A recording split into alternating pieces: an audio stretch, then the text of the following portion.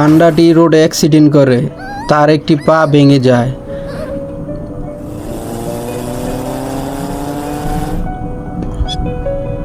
সেই সময় একটি ইঁদুর রাস্তা দিয়ে যাচ্ছিল এবং পান্ডাটিকে নিয়ে গিয়ে চিকিৎসা করে,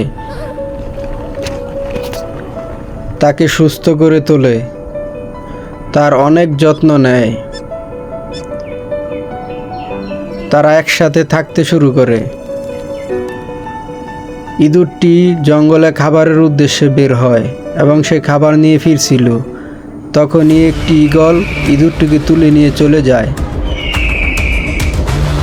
এবং তুলে নিয়ে চলে যাওয়ার সময় পানিতে পড়ে যায়। তখন পান্ডাটি এসে তাকে পানি থেকে ঝাঁপ দিয়ে উদ্ধার করে। এর থেকে বোঝা যায় আমরা একে অপরের উপকার করব, তাহলে সবাই মিলেমিশে থাকতে পারবো।